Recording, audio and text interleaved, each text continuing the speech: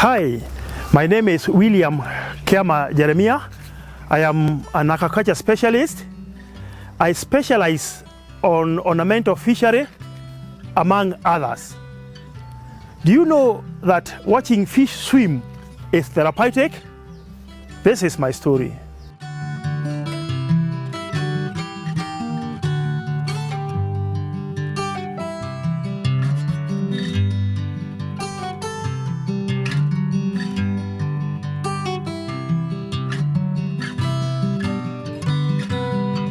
Before I ventured into aquaculture, yani the fish farming,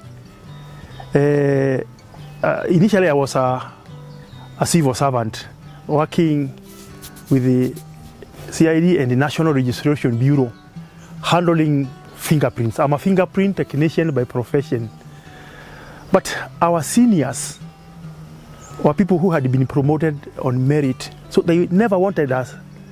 They never wanted to see these young men coming up. So way back in 1994, I just decided to leave the fingerprint profession. 1995, 96, I was doing a lot of horticulture. But from 95 there, I interacted with some Belgians in the biggest research station in Sagana, called Sagana Aquaculture Research Center. The Belgians had been given a 5 years contract of rehabilitating the farm. I just got some contract of desilting a 3-acre pond. I did it so nice that the Belgians got so much interested with me, so they had to take me another step of rearing fish and constructing ponds. So I started pond construction way back from 94, 95, 96, and then the Belgians handed me in 1998 to Americans.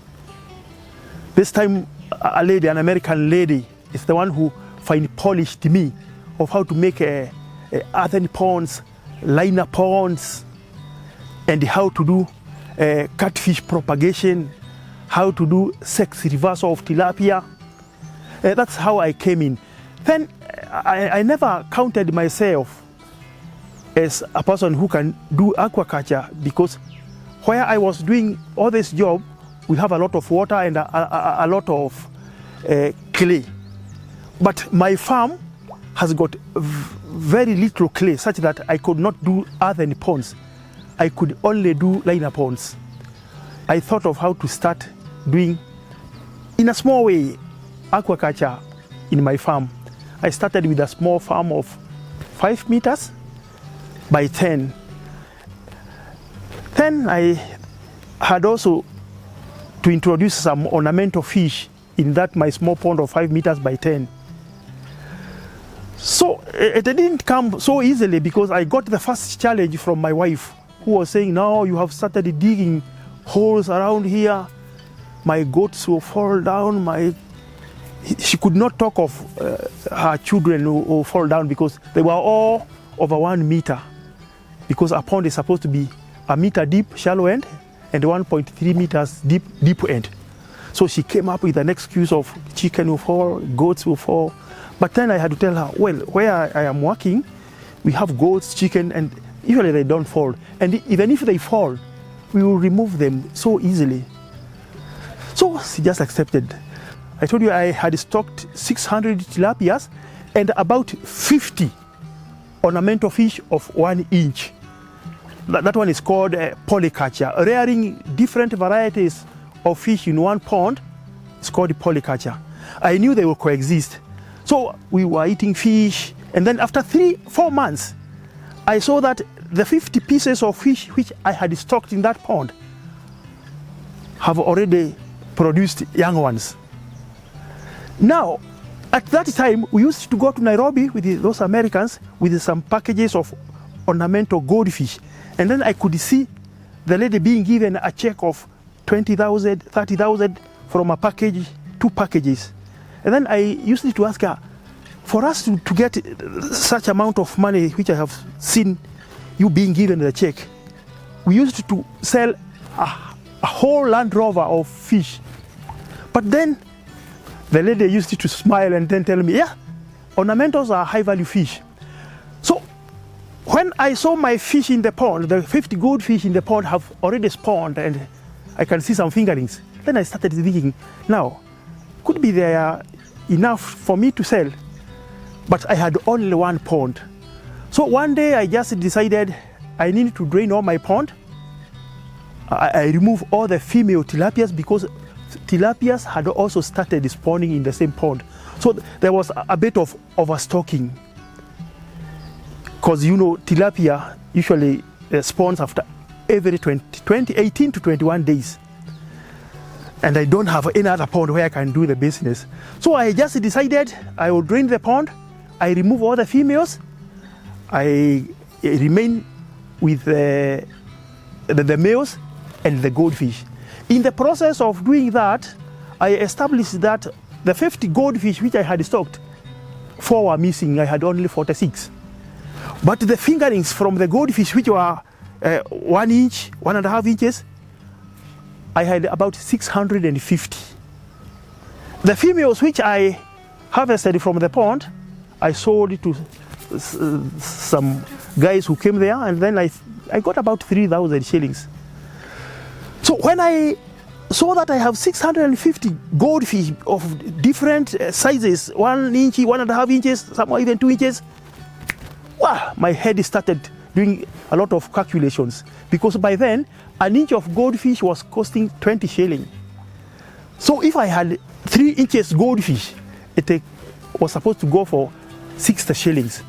And then I have realized I had 650 fingerlings. Then I had to give them food for another 2 months. And then they reached 3 inches, some were 3.5. Then I went to Sagana Fisheries. I told them, now I have fish, can you connect me with the market? And then I was connected with the market.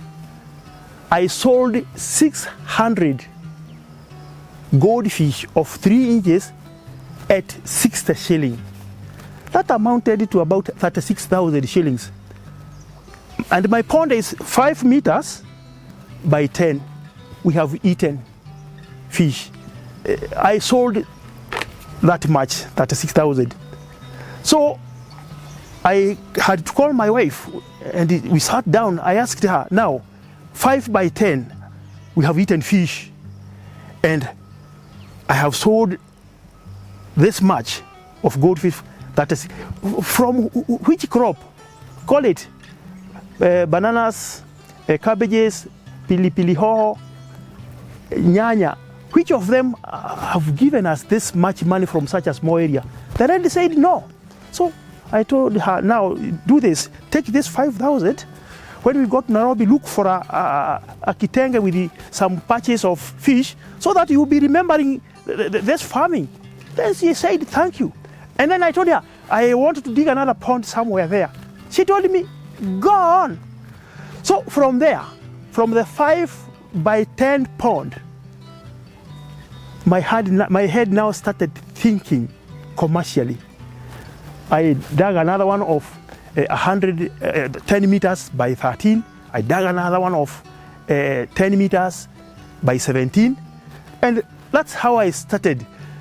And then from the cheap goldfish, now I'm in the market. I was introduced to other different varieties of fish like shubunkin, oranda calico, the expensive koi carps, long fin kois and short fin kois.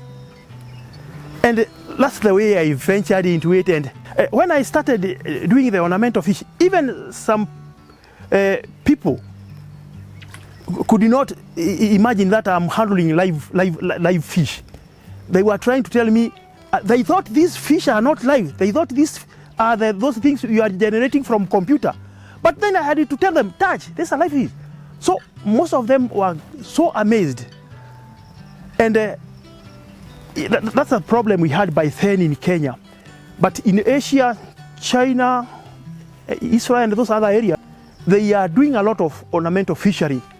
Even their economy is being propelled by both the food fish and the ornamental fishery.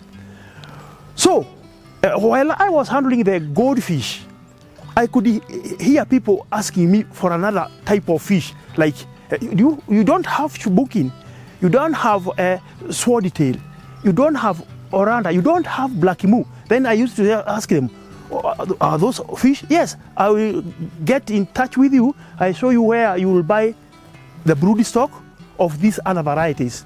That's how I got these other different varieties, because my customers were asking me.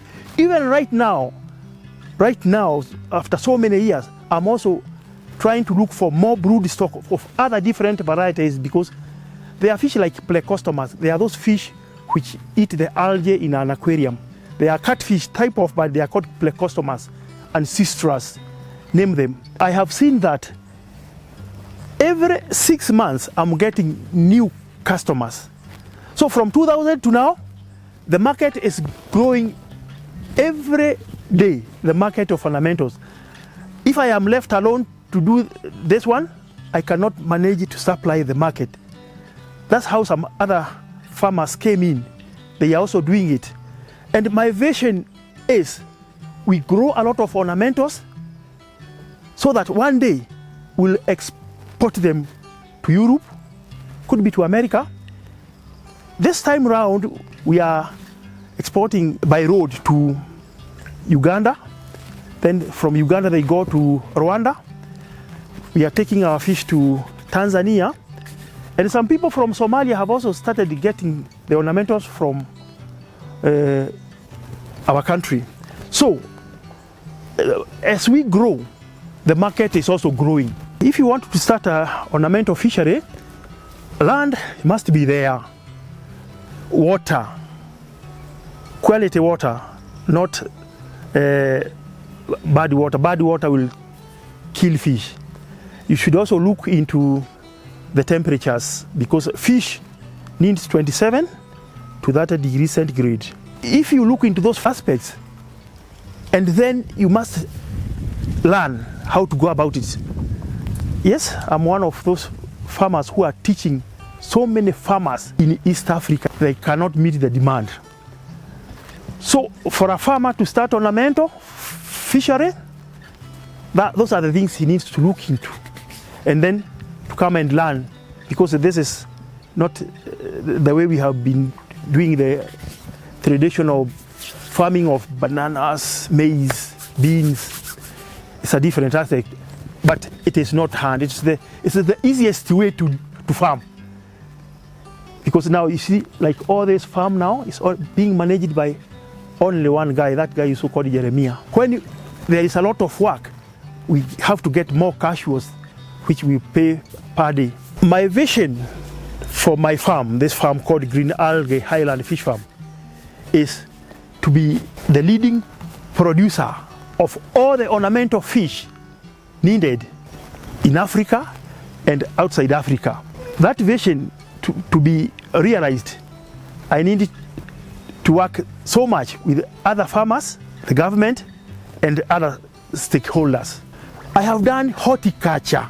I have also done poultry and dairy. But when I compare all that, the service aquaculture compared to my ornamental fishery, there is no comparison. If I'm doing like this one now, is a 300 meter square pond. If I do ornamental fishery here, and then I have another one here, I'm doing dairy, and another one there, I'm doing poultry. With the experience I have, the 300 meter square pond with the aquaculture will always be leading.